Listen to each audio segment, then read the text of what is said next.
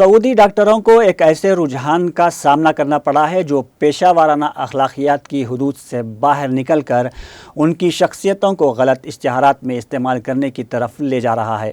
لوگوں نے مصنوعی ذہانت کا استعمال کرتے ہوئے ان ڈاکٹروں کی آوازوں کا استعمال کیا ہے۔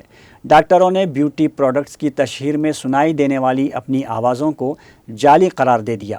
ڈاکٹروں نے کہا کہ ان کے علم میں لائے بغیر ان کی آواز میں طبی مصنوعات کی تشہیر کی گئی۔ یہ رجحان اس دور میں مریضوں کی حفاظت اور صحت سے متعلق معلومات کی ساکھ کے لیے ایک خطرے کی نمائندگی کرتا ہے۔ یہ رجحان سوشل میڈیا پر تیزی سے بڑھا ہے۔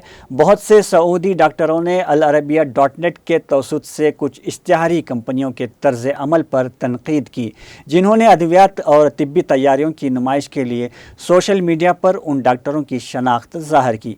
پروڈکٹس کے استعمال کے لیے سفارشات اور ہدایات پر مشتمل من گھڑت کلپس نے ڈاکٹروں کو حیران کر دیا۔ ان کے علم میں لائے بغیر ان کے کسی بھی کلپس کا استعمال کرتے ہوئے ادویات اور طبی کریموں کی تشہیر کی گئی۔ ادویات اور علاج کو فروغ دینے کے مقصد سے آواز اور مواد میں ہیرا پھیری کی جا رہی ہے۔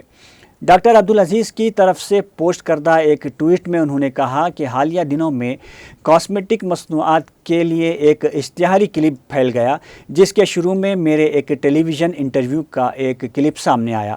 اس میں مصنوعی ذہانت کے ذریعے ہیرا پھیری کے بعد میری آواز کو ایسا ظاہر کرنے کے لیے استعمال کیا گیا جیسے میں ہی اس کے تشہیر کر رہا ہوں۔